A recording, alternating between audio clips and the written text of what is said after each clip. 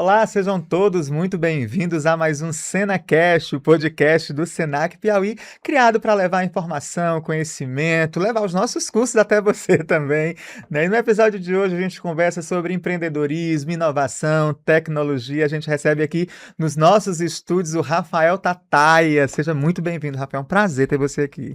É um prazer estar aqui, né, conversando com você, uma pessoa de energia leve, bacana, que sempre, quando a gente se encontra, são bons papos, né? Meu amigo, muito obrigado. E olha só, vou ler aqui porque o Rafael, os nossos últimos convidados, né, tem um currículo vasto. O Rafael, ele é empreendedor e profissional da área de tecnologia e inovação, formado em desenvolvimento de software pelo IFP. Foi fundador das startups nas áreas de música e tecnologia, entre elas o Uptone. É isso? Isso. E a Hausen. Esta última foi vencedora do prêmio de melhor startup do Piauí pelo programa Like a Boss, do Sebrae, além de contemplada em editais de fomento e investimento privado. Atualmente, o Rafael atua como diretor de tecnologia e inovação da Secretaria de Planejamento do Estado do Piauí e também diretor de tecnologia e inovação da Associação de Jovens Empresários também do Piauí. Que horas você dorme? Que horas você come? Que horas... Realmente, minha rotina é tipo da do Július, né? Né? Trabalho Muita coisa, sua de esposa manhã deve tô ter no... orgulho. Meu marido tem tanto dinheiro. Igual a Michelle. Mas, Rafael, vamos começar aí pelo começo. A sua infância, ela foi marcada por mudanças importantes, né? Assim, e como isso fez de você, na verdade, o Rafael Tataia, né? Então, isso é interessante, porque assim, o Tataia nem tá no meu nome. Tataia é o sobrenome do meu avô. O nome do meu avô é José Soares Tataia. E aí, quando eu tinha 2 anos de idade, meus pais se divorciaram. Minha mãe casou novamente, separou novamente. E aí, com 6 anos de idade, eu fui morar com os meus avós. Então, aquele ambiente, aquela vida de, tipo, um filho de pais divorciados que talvez possam trazer traumas, dificuldades e tudo mais, que de fato trazem. Mas eu achei na casa dos meus avós essa parte mais emotiva, né? Esse conforto. Então, minha mãe trabalhava o dia todo, fazia faculdade à noite. Então, meus avós eram os meus pais, né? Então, de manhã eu ia pro colégio, à tarde eu conversava bastante com meu avô, a gente assistia jornal junto e tal. Então, esse começo de vida, digamos assim, bem conturbado, eu acho que foi um dos pontos principais para me tornar quem eu sou. Porque depois que meu avô faleceu, quando eu tinha 12 anos, eu mudei meu nome, né? Então eu comecei a utilizar o Tataia como sobrenome em memória a ele, em lembrança a ele, e em retribuição a tudo que ele fez por mim, porque de fato ele foi a minha referência como pai. E você muda, vamos dizer assim, né, de vida, de personalidade, porque quando se muda o nome, né, a numerologia já diz aí, muda muita coisa. Então você muda isso aos 12 anos, né, assim, para uma criança, né, assim, e o impacto da morte do seu avô. Que valores e aprendizados dessa convivência com ele você carrega até hoje, Tataia? Assim, meu avô, ele me ensinou bastante, né? Meu avô era uma pessoa muito firme, mas ao mesmo tempo uma pessoa muito calma. É uma pessoa que nunca levantou a mão pra mim, nunca levantou o tom de voz. Sempre quando acontecia alguma coisa, ele me chamava pra conversar. Às vezes, ele tava assim, sentado numa poltrona a 1,5 m, 2 metros da TV. Ele me gritava, Luiz! Ele estava me chamando, Luiz, vem cá. Aí eu ia lá, pega bem aqui o controle, liga a TV. Aí eu ligava a TV e eu ia saindo dele, não, sente aqui. Vamos ficar assistindo aqui o jornal, vamos conversar. Então ele ia falando sobre a vida, sobre como as coisas funcionavam, me ensinava a ter paciência, que as coisas eram no tempo de Deus e tudo mais. Então foram valores muito sólidos que foram passados para mim. Então, às vezes, ao longo da minha vida, isso me deslocava um pouco até dos meus amigos, porque é como se eu tivesse tido a criação da minha mãe 20 anos depois, entendeu? Então, tipo assim, às vezes algumas coisas eram meio que distorcidas, né? Então, às vezes eu até passava a sensação de ser, assim, uma pessoa diferente mesmo, entendeu? Você acha que essa maneira de educar típica do seu avô, na verdade típica dos avós, né? Diz que avô, né, que estraga menino. Mas com todo esse carinho, com todo esse cuidado, você acha que de alguma maneira isso impacta na sua forma de liderar, por exemplo? Com certeza, com certeza. Porque, assim, apesar do meu avô ser muito calmo, como eu falei, ele era muito firme. E minha avó era uma senhora de valores muito tradicionais. Então ela também era muito firme. Então, não é aquele negócio, o menino é bobo, é criado pela avó. Sim. Na verdade, o meu sentimento era diferente. Então, minha avó era muito rígida. Então, você tinha que acordar cedo, você tinha que arrumar a cama. Ela sempre me ensinou que a empregada não era escravo. Então, a empregada estava lá para ajudar nas atividades de casa. Então, eu tinha que levantar, eu tinha que Era arrumar uma a cama, eu tinha que colaboradora, arrumar... né, das atividades. Não era aquela vida que você acordava e, sei lá, joga a roupa suja A no vida do cesto. comercial de Joga- margarina, da joga, Omo. joga a roupa suja no cesto de lavar a roupa e você acorda e ela tá dentro da gaveta dobrada, entendeu? Não era assim. Você tinha atividades que você tinha que fazer e mesmo de férias era obrigação acordar cedo para ajudar nas atividades. Em que momento da sua vida a tecnologia muda de status? Ela deixa de ser um hobby para ser a sua, sei lá, você encarar isso como profissão? Eu acho que foi ali um pouco depois que eu entrei no Cefet, né? Porque assim, quando eu tinha por volta de 12 anos, meu avô faleceu. E ele que pagava meus estudos. Então, eu estudava no Diocesano, que era uma das melhores Sim, escolas, acho que da ainda é, capital, sim. da capital, até do Brasil, já foi top 10 e tudo mais. Pra a minha mãe falar que não teria grana pra continuar pagando meus estudos lá. Sim. Então, eu fiz a prova do Cefet e passei lá. Ou seja, meu ensino médio foi federal. E lá, meu ensino médio não eram 3 anos, eram 4 anos, que era ensino médio integrado ao ensino de desenvolvimento de software. Então, eu sou Sim. técnico em desenvolvimento de Que eu software. acho que tá até voltando isso. Acho que o governo federal tá com uma proposta de, né, com várias instituições. Então, quando eu entrei lá... Eu não sei nem se acabou. Eu tô falando Não. voltando. Eu acho que ainda Né, eu tô continua, né? falando voltando por ter lido notícias recentes, né? Mas talvez seja até uma informação que eu não... Não, eu acho que nunca parou. E, na verdade, eu acho que tá uma tendência maior para que a gente consiga profissionalizar mais pessoas em um curto período de tempo. Sim. Então, o Instituto Federal é mais conhecido pelos cursos técnicos e tecnólogos também, né? Você acaba se formando mais rápido. Que é também uma função do Senac, né? Assim, colocar as pessoas, claro, qualificadas dentro do mercado de trabalho. Exatamente. Você faz um curso profissionalizante para que você consiga ter uma carreira mais rápida. E entrando ali no Cefet, né? Hoje IFP, eu comecei a ter contato com linguagem de programação. Então era aquela tela preta, escrevendo os códigos e tudo mais. E aquilo começou a me envolver. Quando eu entrei lá, o meu plano não era seguir a área de tecnologia. Na verdade, eu pensava em ser engenheiro civil. Então, o relacionamento com a parte de tecnologia me encantou ao ponto de eu começar a levar isso para trabalhar.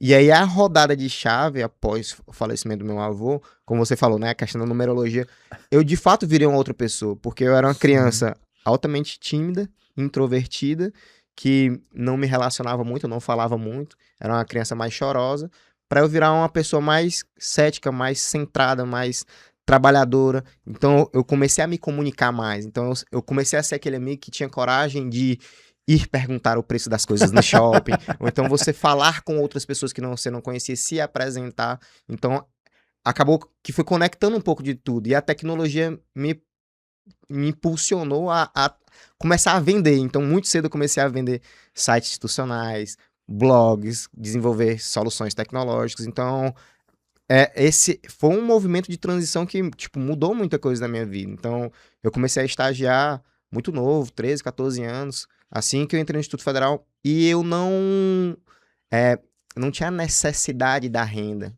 mas eu queria trabalhar. Então, quando eu entrei no emprego, eu vou entrar para comprar um violão, um baixo para mim.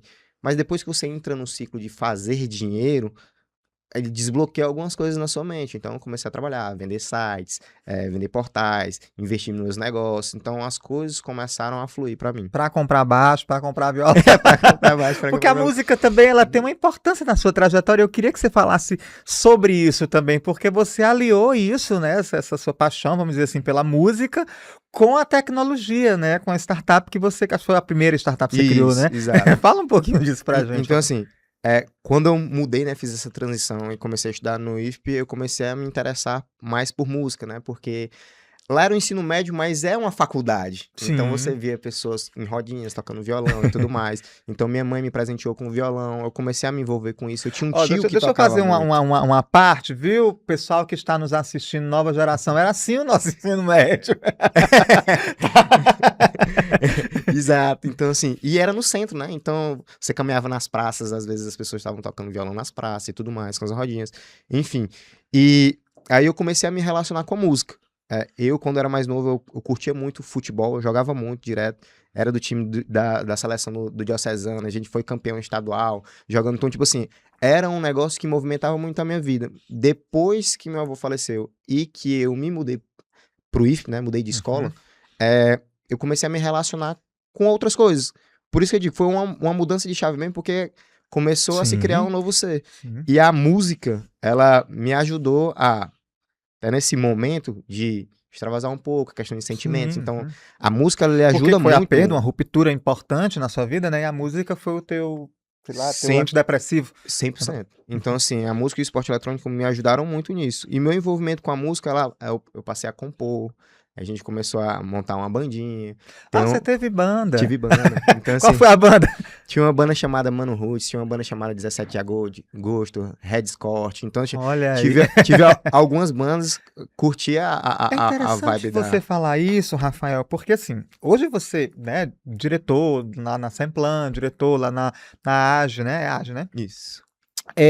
Mas assim, a gente consegue perceber assim o quanto a arte é importante na vida de grandes pessoas como você, né, que alcançaram bons lugares, como na vida de toda e qualquer pessoa, né? Quem está lutando para alcançar bons lugares, a arte realmente uma saída e uma formação cidadã para qualquer pessoa, né? Que interessante você falar 100%. isso.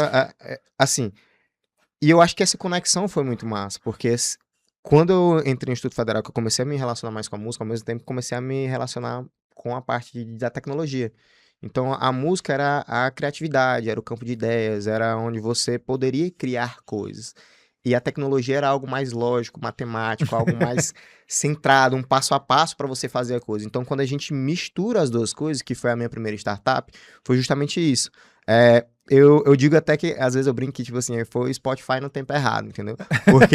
Porque a gente vinha de uma onda de MySpace, onde as pessoas podiam colocar suas Sim, músicas na lembro. internet e tal, começando já um pouco esse movimento. E a gente criou isso, mas a gente falou, não, não é qualquer pessoa que vai colocar sua música lá. A gente vai fazer uma curadoria. Então a gente vai pegar bandas com CDs prontos, mas que tenham a liberdade, que esteja fora de uma gravadora para colocar essas músicas lá. Então a gente acabou tendo músicas de todas as regiões do estado, ou do país. Então a gente tinha banda do Rio de Janeiro, tinha banda do Maranhão, tinha banda do Mato Grosso. Então Legal. a gente conseguiu fazer essa escala lá e a conexão da música fez com que eu tivesse tanta sensibilidade de encontrar essas bandas e convidar para fazer parte do nosso canal, né, do nosso portal, como desenvolver a solução, pensar em design, como a gente iria estruturar, como a gente iria comercializar, em toda nessa vibe de, tipo, se comunicar com as pessoas. Então, a gente virava à noite.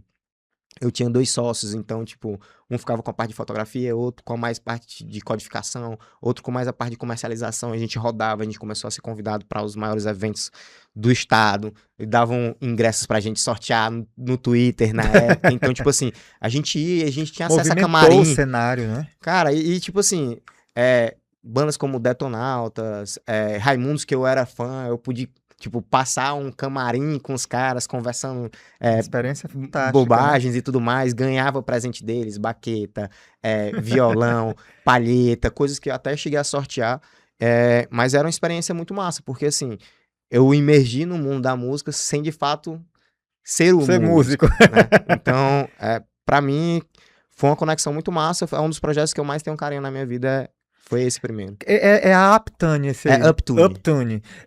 E hoje não existe, né? Mas Hoje não existe mais. para o projeto. Você considera assim que qual foi o erro para hoje não existir mais? Não sei, o que você considera assim, por que ele não existe assim? Qual foi o erro cometido nesse início? E se esses erros, assim, outra pergunta, né, emendando aqui, se eles foram fundamentais assim também para você seguir, né, para os novos projetos? Certamente. O principal erro que eu poderia apontar é uma das coisas que talvez as startups falem muito, com a questão da escala, né? Então, para você ser considerado uma startup, você tem que ter um produto que seja escalável, né? Então, você consiga atingir outros locais. E a gente, apesar de ter bandas de todo o país, a gente fazia tudo muito no braço. Então, eu ia fazer uma matéria nova, então eu ia lá no HTML, escrevia o texto, botava os divs e tudo mais. A gente não desenvolveu um sisteminha que a gente chama hoje de CMS, né? De gerenciamento desse conteúdo, que era um sistema de portal. Então é como se a gente tivesse um portal, mas tudo que a gente fizesse fosse no código. Então isso dava uma sobrecarga muito grande pra gente de trabalho. Então a gente não conseguia escalar. Então a gente tinha até redatores, tinham pessoas que escreviam posts pra gente colocar sobre cultura e tudo mais. Mas aí as pessoas tinham que mandar um e-mail pra gente, tinha que receber o e-mail, tinha que editar no código. Então, tipo, era um processo braçal muito grande. E levava um tempo, né? E levava tempo. Então, tudo era muito braçal. Ah, a gente tinha um player porque as pessoas poderiam escutar as músicas lá, as pessoas poderiam baixar os álbuns dos artistas. E na época de iPod, MP3 e tudo mais, quando você dava play, você lia a letra, porque a gente tinha o trabalho de escrever as letras das músicas que não tinham. Que isso na época era inovação, né? 100%. 100%. Não tinha esse canal pra você ficar lendo as músicas durante A você execução, a escutar, né? reprodução, né? Então a gente. E muitas vezes as bandas não passavam as letras pra gente. Então a gente pegava o CD, a gente Ia escutava, a gente escrevia a letra e a gente colocava lá pra ficar meio que padronizado, entendeu? Então, tipo, a gente pegava bandas independentes, mas que a gente tentava dar um padrão muito alto pra elas serem assistidas, né? Então, pessoas. Eu lembro de várias pessoas falando que curtiam demais escutar, tipo, Vale do Até lá, entendeu? Porque, tipo assim. Se era um produto diferente de nível Brasil, aqui, regionalmente, era muito diferente, onde você escutava. Hoje em dia eu tenho dificuldade para escutar essas bandas. Se você pega uma banda antiga como Acesso, Aclive, Carranca, para você procurar hoje nos canais, é muito difícil. Porque, tipo assim, a qualidade não era tão boa. Alguns gravavam vídeo para YouTube e tudo mais, mas é um pouco da memória histórica cultural musical do Piauí que eu acho que a gente não tem tanto, entendeu? Isso. Você lidou, né? Você teve que lidar, né? Eu não sei se eu conjuguei o verbo pra mudar. Você teve que lidar assim com esses desarranjos, né? Ao longo dessa tua trajetória de coisas que não deram certo. Como você lida com isso emocionalmente? Por que que eu pergunto isso, Tataia? Porque os jovens hoje, eles estão no mundo da tecnologia, né? Muitos apaixonados pela tecnologia. Por outro lado, os jovens têm um aporte emocional bem frágil, né? A gente vê nas notícias de TV que não precisa comentar. Então, como você lidou com isso? Você jovem, poxa, não dando errado, porque, por exemplo, a Aptan é maravilhoso, né? Mas não deu certo. Poxa, que... Cara, assim, principalmente quando você é mais novo, dói, né? Dói muito, porque quando a gente é mais novo, a gente tende. Não sei, tem um sentimento de que você sabe de tudo. Então, parece que você vai envelhecendo, vai ganhando conhecimento e vai entendendo que você Não sabe, sabe vai sabendo menos do que você sabia quando você incrível, tinha né? mais confiança. Então, era um momento que você tinha muito confiança. Então, eu era uma pessoa muito confiante, sou uma pessoa muito confiante. Então, não, isso aqui vai dar certo, isso aqui a gente vai crescer e tudo mais. E você vê que não tá funcionando, dói.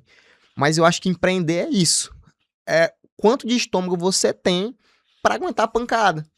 Porque é ter consistência, ter resiliência, você continuar no caminho. Não dá. Se você pegar uma pancada, cair e desistir, não dá certo. Empreendedorismo não é para quem tem isso. Então, tipo assim, a gente entendeu, a gente virou a página, a gente já começou outros projetos. Então, assim, enquanto a gente tinha esse projeto, eu desenvolvia softwares para terceiro, empresas grandes aqui, como Gecop, Verbrais, Copperline, enfim, grandes empresas aqui chamavam a gente, embora a gente fosse muito novo. E assim, um pouco da minha barba falhada, o motivo de eu usar é isso. Porque quando eu tinha 20 anos, as pessoas olhavam pra mim e falavam assim, mas tu é tão novinho, tu sabe mesmo disso aí? Ainda tem isso, né? Então, tipo assim, aí eu pegava e falava assim, poxa, eu tenho um portal que faz isso, eu tenho competência pra fazer e te entregar, entendeu? Então, até pra gente conseguir construir valor, o próprio Uptune, ele foi muito importante, porque a gente recebeu proposta de portal pra desenvolver, a gente desenvolveu proposta de revistas pra desenvolver, tinha proposta de fora do Piauí, 15 anos atrás, era um negócio que não era tão comum. Sim, Então, não era. esse processo dói, mas você tem que saber tirar o melhor daquilo, né? Eu acho que a gente foi, assim, bem maduro em relação a isso, a derrubar esse projeto, começar a construir outros. Então, a gente teve outros projetos, outras ideias que a gente vendeu também, que a gente desenvolveu e terceirizou, enfim. Mas eu acho que o quanto você aguenta de pancada. Eu acho que você vai cair. Não tem como, não tem como. Eu acho que o empresário, o empreendedor, ele aprende mais errando do que nos acertos. Sim. Então, tipo assim, às vezes, quando você tem muita sorte, digamos assim, né, que você faz um negócio, você acerta, às vezes no primeiro erro lá na frente você quebra. Quando você erra, acerta, você entende que aquilo dali é o fluxo. E eu, particularmente, não acho que você ter um dia ruim, Você ter um mês ruim, um ano ruim, isso não quer dizer que você é um profissional ruim ou que aquele negócio era ruim. Às vezes são vários fatores, geralmente são vários fatores. Olha, você tocou em mim aqui. Né? Porque às vezes a gente tem dias ruins mesmo. Poxa, por que tá dando tudo errado? Né? A gente se vitimiza disso, né? Pô, eu fiz tudo certo, tá dando tudo errado. Mas é isso mesmo, Tata. Parabéns ter essa visão. Eu acho que, tipo, a fé, né, ela ajuda muito nisso, né? Então, eu discuto muito isso com meus amigos. Eu tenho muita fé, eu falo muito pras pessoas, né, cara? Eu sou uma pessoa abençoada. As coisas acontecem comigo. Quando eu tinha 18 anos, eu quebrei meu primeiro cartão. Porque eu comecei a rodar um fluxo de que eu ganhava dinheiro pra pagar o cartão e gastava no cartão um dia que eu não tinha. Então eu tive que quebrar meu primeiro cartão pra ter esse aprendizado com o dinheiro. Só que eu tinha 18 anos de idade, entendeu? Tem gente que passa por esse tipo de dificuldade com 30, 35, 40 anos. Então, essas pancadas, esses aprendizados, pra mim, justificam muito. E eu sempre sou o cara que fala assim, cara, eu acredito em Deus. Se não aconteceu, que o Steve Jobs até fala, tipo, não tem como você conectar os pontos, às vezes, na frente, mas no futuro, você olhando para trás, você conecta os pontos. Tem coisas que não aconteceram, que elas não deveriam acontecer, porque elas fazem sentido na conjuntura da transformação do ser humano. Então, os erros, as pancadas, as apostas erradas que eu fiz, com certeza elas foram primordiais para moldar o ser humano que eu sou hoje. Exatamente, e a continuação da sua trajetória, né? Depois de tudo isso, você mudou a sua forma de empreender? O que mudou, na verdade, na sua forma de empreender, né? A pergunta é essa, porque mudou, né? Com certeza. Assim, semana passada, inclusive, eu fiz um curso no MIT, que é justamente isso, do empreendedorismo disciplinado, né? O meu papel hoje é tentar trazer um pouco desse conhecimento e reverberar aqui no nosso estado. Então, naquele momento, eu já percebi que eu precisava melhorar algumas coisas, colocar mais processo, ter uma organização, uma disciplina dentro das atividades. Porque, querendo ou não, eu era muito novo, a gente estava em faculdade. Então, assim, será que se eu tivesse feito esse sistema de gestão dos conteúdos antes, gerenciamento do nosso portal, será que eu teria tido mais potencial? Provavelmente sim. Isso é a bala de prata para fazer com que as coisas dê certo? Não, isso minimiza o potencial de erro. Então, tá, então quer dizer que eu tenho uma ideia fantástica. Às vezes eu colocava na minha agenda, colocava assim, ó, ideia massa. Porque tinham pessoas que chegavam pra mim e falavam bem assim, tá, eu tenho uma ideia pra gente ficar milionário. Eu, pô, meu amigo, tô doido pra ficar milionário. Bora. Aí conversava. Aí quando pensa que não, eu falava assim, cara, ó, gostei da ideia, eu acho bacana. Eu quero entrar como um parceiro. Mas eu tenho um custo de desenvolvimento de equipe tal. Eu vou zerar meu lucro, eu vou deixar só no custo pra gente fazer o negócio acontecer, porque eu acho que tem potencial. Mas era tipo assim, há 10 anos atrás, 15 anos atrás, era um valor de tipo 30 mil reais. Era um valor expressivo. E as pessoas, não, mas assim não dá, então não sei o que. Cara, mas é um negócio pra ganhar 1 milhão, moço. Entendeu? Então, tipo assim, às vezes você tem uma ideia massa mesmo, só que tu precisa estruturar ela. Será que tu fez um benchmark, estudou quais são os concorrentes, o que, é que a galera tá fazendo, quais são as tendências do mercado? Se aquele teu produto cabe no mercado que tu tá, se tu precisa fazer consumidor, alguma adaptação, quem vai ser o teu cliente final? Esse cliente final tem dinheiro para pagar por isso? Quanto ele paga? Então, tipo assim, são várias perguntas, né? Porquês que você tem que preencher, que naquela época eu não tinha. Eu era um cara que gostava de música, meus sócios gostavam de música, éramos 3, 2 tocavam. Então, poxa, eu acho que as bandas precisam disso. Beleza, mas as bandas precisam disso. Mas quem vai pagar por isso? Porque as bandas não têm dinheiro. Eu sabia da realidade das bandas. Entendeu? Artista de um modo geral. Não tem grana. Então, tipo assim, às vezes, se eu tivesse parado pra pensar tão estrategicamente falando, de forma tão disciplinada e seguindo um fluxo assim, quem sabe a gente não poderia ser um Spotify. Sim. Entendeu? Então, tipo assim, faltava isso pra gente. Mas eu não julgo. Por quê? Porque eu era muito novo. Então, a gente aqui no Brasil não tem muito esse ensino de empreendedorismo, né? Você não tem muito finanças, contabilidade. Então, tipo, eu não tinha a experiência necessária pra fazer com que aquilo rodasse como ele deveria rodar.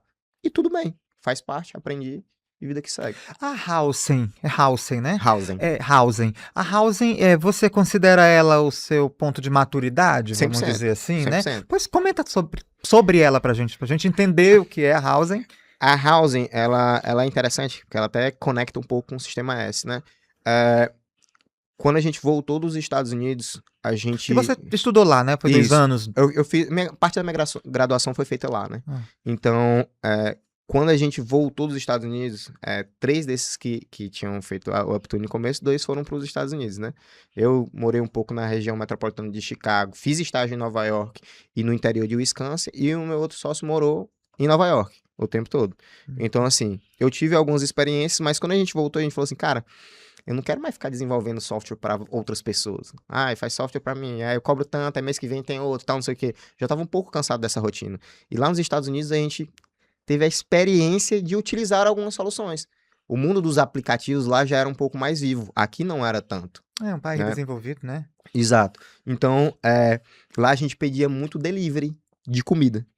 Então, a gente desenvolveu uma solução chamada Delivery. Então, a gente começou a colocar em alguns restaurantes, né? Inclusive, o restaurante do avô da minha esposa foi o primeiro que a gente colocou, Lá no né? Camarão do Elias. Lá no Camarão do Elias. A gente sente muita falta do Camarão do Elias.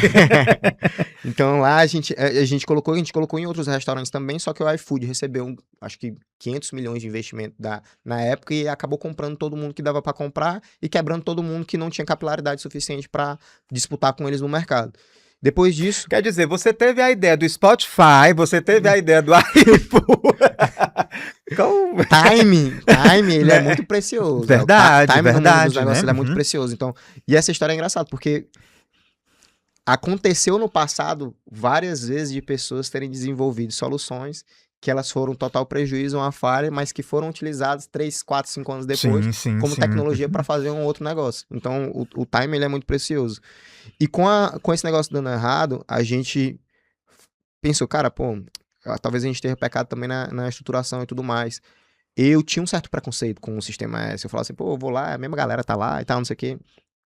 Aí, nesse ano... Não vou conseguir a abertura, né? Nesse ano eu falei assim, não, eu vou lá. Vou participar, eu vou entender como é que a galera tá enxergando startup aqui no Piauí. Já tinha voltado dos Estados Unidos. Então a gente entrou nesse programa Like a Boss, do Sebrae, e aí a gente começou a desenhar um produto. Aí a gente fez todo o passo a passo que a gente deveria ter feito. Análise de mercado, concorrência, todas aquelas perguntinhas lá que você falou anteriormente. Potencial financeiro, cliente, o mercado movimenta tantos bilhões só nessa área e tudo mais. Então a gente começou a fazer a estruturação, a gente começou a desenhar. Então a gente prototipou uma solução antes. Então a gente focou em experiência do usuário, usabilidade, design. Então você acessa a Housing hoje, você sente que aquilo não é um sistema desenvolvido por desenvolvedor. Porque a gente que é da área, a gente sente muito isso. Então a gente pega assim e fala assim, é feio, tu consegue usar uma coisa, mas ele é como se não fosse confortável utilizá-lo. Então a gente focou muito isso. Então a gente trouxe a maturidade para o produto. E essa maturidade para o produto fez com que a gente fosse eleita a melhor solução do ano pelo programa Sebrae Like a Boss, a gente ganhasse 2 editais de fomento, a gente conseguisse um investimento privado. Então a Housing, eu acho que ela foi tipo não seria essa palavra, mas a personificação de uma estrutura que a gente modelou e falou tipo assim, aqui a gente tem um produto, aqui a gente tá pro mercado, aqui a gente consegue escalar. Então, a gente rompeu várias barreiras ao longo de 10 anos para a gente conseguir construir um produto sólido. Tá. E como foi receber assim, investimento e reconhecimento, né, através da Housing, né, lá do programa Like a Boss, vocês ganharam, né? Dentro desse ecossistema ainda em consolidação no nosso estado, por exemplo. Cara, para mim, reconhecimento é um passo muito importante. Eu, graças a Deus, sempre fui muito maduro em relação a não deixar que isso me deslumbrasse. Então, ego, soberbo, alguma coisa por conta disso, graças a Deus a gente nunca teve. Mas eu tenho pra mim... Qual foi o prêmio que vocês ganharam lá no Sebrae? Como era o nome dele? Eu até falei no início do programa, né?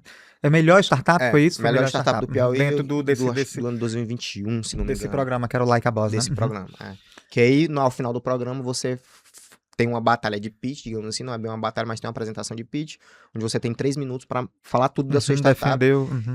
E aí tem uns caras na banca julgando e tudo mais. Então, a banca escolheu a gente como a melhor startup do ano, né, nesse ano.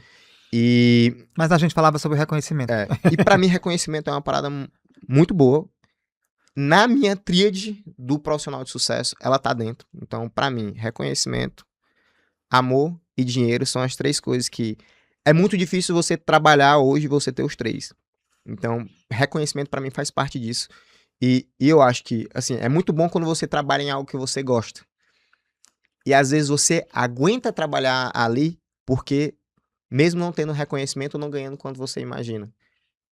A mesma coisa do reconhecimento. Às vezes tu nem gosta tanto, mas tu tem, Foi aquilo te gera reconhecido. reconhecimento. E embora pouco dinheiro, tu acaba continuando ali.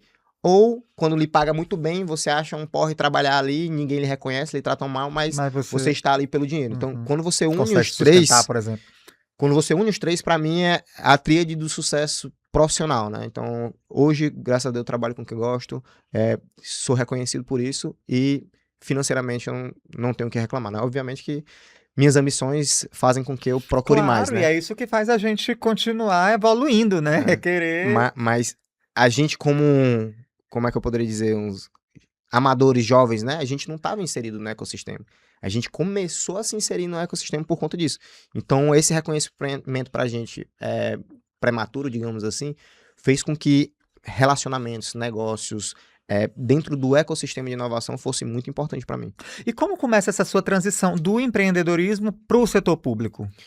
Então, depois de um certo tempo da gente ter feito essa rodada de investimentos, né, a minha investidora, ela indicou o meu nome, né, para substituir o André Macedo. O André Macedo hoje é secretário de Inteligência Artificial. Então, ele era superintendente de transformação digital na Secretaria de Planejamento e ele iria sair para assumir essa pasta. Então, eu fui convidado pelo Washington Bonfim para substituir essa função, digamos assim. Ela foi um pouco reduzida a uma diretoria, mas o papel era basicamente o mesmo. E quando eu fui conversar com ele, a gente teve uma conexão muito massa. Porque, a priori, eu não o conhecia, né? Mas quando a gente começou a conversar, deu um match bem bacana, porque assim, eu acho ele uma pessoa inteligentíssima, super competente, profissional excelente, um bom líder. Mas calhou de o pai dele ter sido um dos melhores amigos do meu avô. Olha, Então, que destino. então eu fico até arrepiado, porque trouxe pra mim um sentimento muito massa. E eu já Sim, falei isso pra ele, né? afeto, Tipo, isso rolou um sentimento muito massa, porque, tipo, trouxe pra mim a lembrança, né, da época, assim, que eu compartilhava muito do meu tempo com meu avô. E eu achei que deu um match massa, entendeu? Então, tipo assim, agora em maio eu vou completar 2 anos que tô lá. Desenvolvemos vários projetos, a gente ganhou premiação já estadual com os projetos que a gente desenvolveu. Então, essa transição pra mim, a priori, foi estranha. Porque quando eu entrei, eu falei assim, cara, esse setor público e tal, tinha um certo preconceito, Sim, né? a gente sempre tem. E preconceito no limiar da palavra, assim, porque é o que vem antes do conceito, né? Porque você não conhecia, você não estava lá dentro. Exatamente. Então, quando eu entrei lá, eu pensei que a rotina ia ser uma. Mas, na verdade, ela foi, tipo, 10 vezes acelerado do que eu imaginava que fosse. Então, e até porque eu também, como vim do mercado, eu queria mostrar muito trabalho, né? Então, eu ia atrás dos problemas, eu não escondia os problemas, eu ia atrás dos problemas para tentar solucionar. Então, eu ia em outros setores, cara, ó, vamos sistematizar isso aqui, vamos fazer um processo, tá usando planilha, vamos tirar planilha, vamos colocar os dados num local onde seja mais seguro, organizado e tudo mais, a gente coloca nível de acesso em tudo. Então, eu fui começando a estruturar o meu setor, entendeu? Então, tipo assim, eu tive a oportunidade de convidar as pessoas também. Então, eu montei a minha equipe, porque a equipe meio que saiu toda para a nova secretaria. Sim, Então, sim. fez com que eu tivesse... Isso também te dá uma segurança, porque trabalhar com pessoas da sua confiança, né, também. Exatamente. Então, eu trouxe pessoas que, tipo assim, eu sempre gostei de me relacionar com pessoas melhores do que eu. Então, Tá bom, tipo... e você tá certíssimo, eu também tenho essa premissa. Né? Então, tipo assim, eu tenho um amigo que eu considero o cara o melhor filmmaker daqui, eu tenho um amigo que eu considero o melhor ilustrador daqui, então, tipo assim, os meus amigos são assim, então, desenvolvedor muito fera e tal, então eu tentei pensar algumas pessoas para montar uma estrutura forte ao meu redor, para que a gente conseguisse crescer. Então, assim, a gente tem mais de 15 microsistemas desenvolvidos dentro da secretaria nesse intervalo de 1 ano e meio, 2 anos que eu tô lá.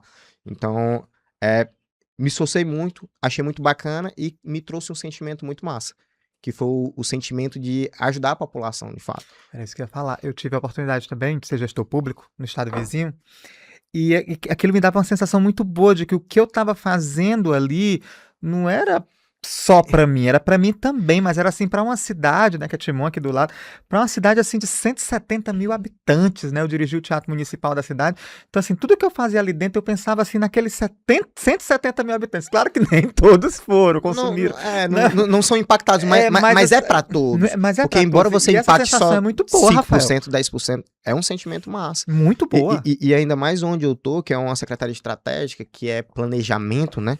Então, a gente escuta muito a população, né? Então, tipo assim, tem 2 projetos lá, que é o orçamento participativo, Sim. que é, tipo assim, de fato, as pessoas falando o que as obras que elas querem que sejam feitas, ou seja, as associações, elas enviam projetos de obras que querem ser feitas, que concorrem com o voto popular e a população que escolhe essas obras.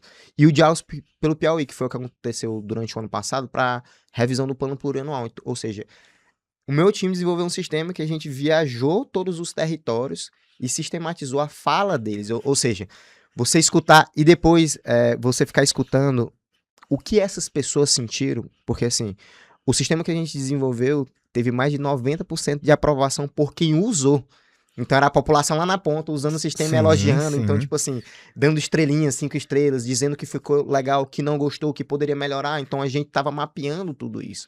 A gente fez um nível Uma de aprovação satisfação, né? acimíssima da média, né? Claro, quase 100%, né? 100%, Né? exatamente. Então, para mim é muito satisfatório. Eu hoje gosto muito de fazer isso. Obviamente que eu divido o meu tempo com a parte do empreendedorismo, que Sim, é, sim. um amigo meu falava, é tipo um bicho que ele pica, né? Então, tipo assim, você é o tempo todo pensando em alguma coisa para fazer, né? Então, eu curto muito a parada do empreendedorismo. Ela é o que eu sou. Então, tipo assim, independente do que eu faça, se eu, sei lá, tivesse passado um concurso, era um negócio que continuaria me consumindo e eu sou meio inquieto, né? Então, assim, eu gosto de participar de vários projetos, de botar a mão, de aconselhar e tudo mais. Rafael, o que é inovação para você? Porque existe um estigma, você falando aí, né, sobre os seus feitos aí no seu trabalho no setor público, mas existe um estigma de que o setor público ele não inova, né? Assim, como você vê isso e principalmente sobre o aspecto do que você considera inovar? O que é inovar? Cara, porque assim, inovação, geralmente as pessoas pensam em inovação, tem um aplicativo, tem um site e tudo mais. A inovação está estritamente ligada à tecnologia, né? Muita gente também A pensa assim. tecnologia, ela não é o fim. Ela é o meio, né? Então, você pode se utilizar da tecnologia, e hoje a tecnologia é muito transversal, tá em todas as áreas, então você pode utilizar da tecnologia para que você faça uma inovação. Mas existem vários tipos de inovação. Só o fato de eu ter um processo que um documento passa na mão de 3 pessoas e eu fazer com que esse processo melhore e agora só passa na mão de 2 pessoas, isso faz com que você inovou no processo. Sim. Então, o governador hoje ele levanta muito essa bandeira da inovação, né? E a inovação não é só o sistema. Ela é também um sistema, mas a inovação é processo. São novas atividades, novos fluxos. Então, novas ideias. O que está funcionando com uma madeira Y que a gente pode usar, um plástico Z que vai fazer com que esse processo fique melhor, esse produto fique melhor. Então, inovação é isso. Não é eu vou fazer um site, vou fazer um sistema. Obviamente que muitos processos inovativos passam por isso também. Você utiliza a tecnologia como meio. Mas às vezes, sei lá, um exemplo na agricultura familiar. Você vai talvez utilizar uma ferramenta nova, que não necessariamente é um computador, pode ser uma máquina nova, que ela vai melhorar o processo e vai lhe dar uma vazão bem maior dos produtos que você desenvolve. Então você inovou no processo utilizando uma marreta, uma faca, um serrote. Então, sim. isso é inovação. Antigamente, as pessoas cortavam a árvore com um machado, né? Depois passaram a usar a serra elétrica. Então, é uma inovação, entendeu? Então, são vários processos, até a forma metodológica de você fazer é a inovação. A gente tem colégios hoje na cidade se destacando por conta disso. Então, é uma metodologia de ensino com que faz com que você tenha mais resultados. Isso é inovação. Para você, qual a importância de estar mudando aqui para outro lugar, para a gente poder falar tudo o que você faz, pelo menos parte do que você faz na sua vida. Para você, qual a importância de estar na AGE, né, na Associação de Jovens Empresários aqui do Piauí? Você também é diretor de inovação de lá, né, Rafael? Isso. Assim, lá é uma associação sem fins lucrativos, né? Então, a ideia da Ágil é justamente fazer com que pessoas se conectem e fazer com que essas conexões virem negócios. Então, às vezes eu estou precisando de algo ou eu tenho um problema em algo que é um problema que você já passou. Então, se você passou por esse problema, você consegue me ajudar com esse problema. Não necessariamente eu comprando o teu produto. Às vezes uma fala tua me desbloqueia um insight que eu, sentando em outra mesa, eu consigo desenvolver melhor o meu projeto. Então, a Ágil é isso. A Ágil é conexão, é associativismo mesmo. Então, a gente se ajuda, a gente ajuda a associação a crescer para que a gente consiga melhorar o meio ambiente. Porque tu imagina, sei lá, eu vou marcar uma reunião com o gestor público. Eu quem? Rafael Tatá, dono da Housing. O que é que a Housing tem de potencial para proporcionar melhorias para o setor público para que eu consiga sentar e discutir essa solução?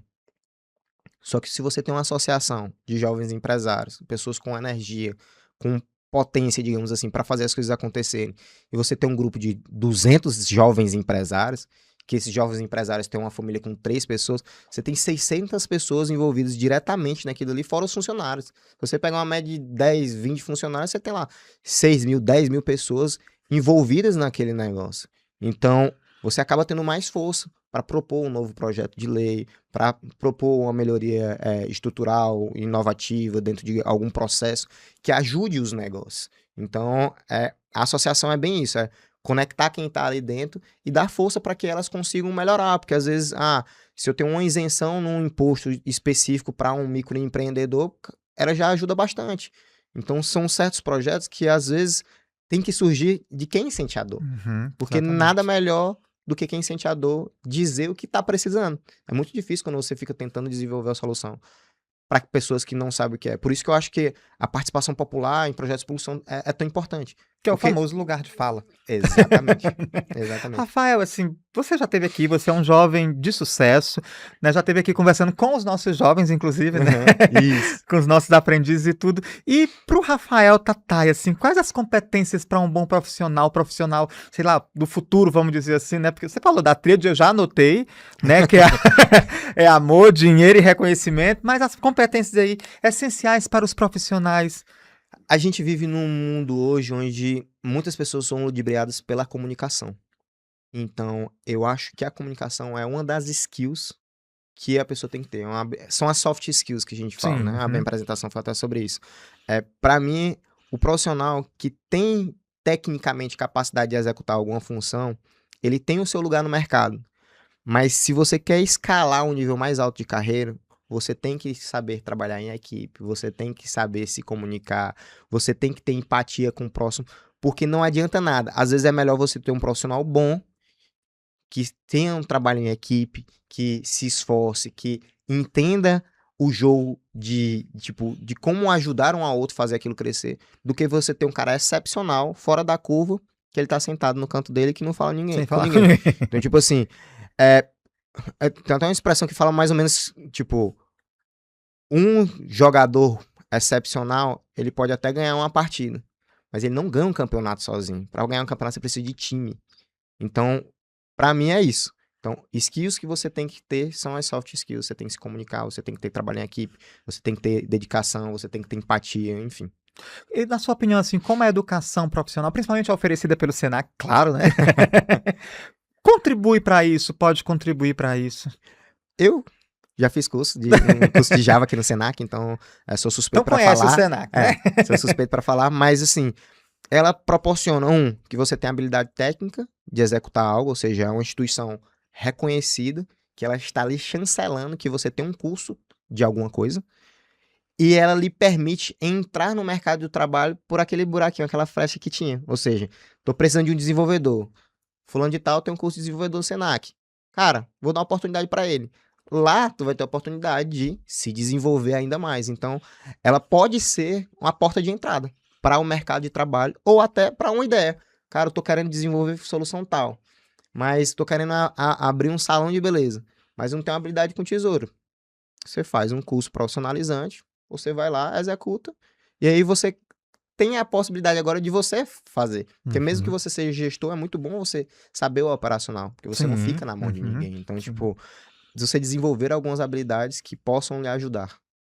Além de você conhecer ali de perto a operacionalização da coisa. Rafael, a gente está chegando ao fim da nossa entrevista, do nosso papo, que tá maravilhoso, mas você vai voltar. Se você responder o WhatsApp. Eita, me ruim de WhatsApp.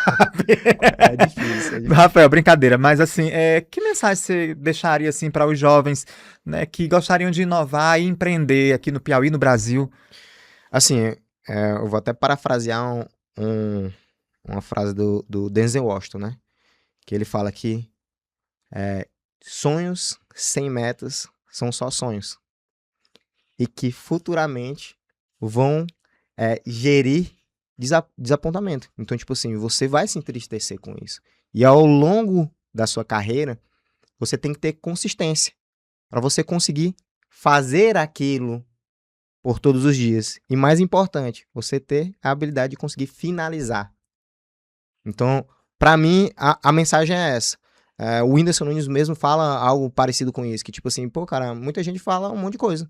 Eu faço. A minha diferença é que eu faço 100 coisas. 99 dá errado e 1 dá certo. Tem gente que pensa 100 coisas. E é interessante porque no mundo do empreendedorismo a gente sempre vê isso, né? Quando eu era mais novo, que a gente teve o Uptune, eu chegava e falava assim, cara, eu tinha essa ideia. Eu tive essa ideia. Eu tinha não sei o quê. Moço, ideia todo mundo tem. Ideia no mundo do empreendedorismo a gente fala que não vale nada. Antigamente as pessoas tinham medo de falar, né? Vou te falar que minha ideia, mas tu não conta pra ninguém, então não sei o quê. Ideia não vale nada. Então, pra mim, sonho sem meta é só sonho. Você tem que organizar para que você consiga transformar aquele seu sonho em meta. E você tendo fé em Deus, colocando Deus em primeiro lugar, certamente você vai alcançar os seus objetivos. Aí esse foi Rafael Tatay aqui no SenaCast, o podcast Senac Piauí. Obrigado mais uma vez, meu querido. Assim, é um prazer ter você aqui. Sempre é um prazer ter você aqui. Ouvir você, ouvir sua trajetória, Rafael, é inspiradora. Tá? Assim, o que você falou sobre mim no começo, eu devolvo para você. Você tem uma energia fantástica. É muito bom estar ao seu lado. Um abraço para sua esposa, para o seu filho, que eu sei que você ama de coração. É verdade. Meu amigo, muitíssimo obrigado. Muito bom estar aqui com você. Eu curto participar, falar um pouco sobre essa rotina. Eu acho que a gente vive num momento onde a molecada mais nova ela não tá no limbo, ela não quer ser CLT, mas ela também não quer empreender, então todo mundo quer ser digital influencer, mas eu acho que a gente precisa construir um pouco mais essa casca na molecada mais nova, de tipo assim, de errar, levantar e continuar fazendo. Muito obrigado, Obrigadão. Tamo junto, Senac tá aberto para você, eu sei disso. Conte comigo. Esse foi mais um SenaCast. Você que tá acompanhando sabe aí que a gente já tem diversos episódios para você maratonar e conhecer um pouco mais sobre o mundo dos negócios, do empreendedorismo, cursos disponíveis no Senac, tá bom? Então, fica ligado nos nossos próximos episódios. Esse foi mais um SenaCast, o podcast do Senac Piauí.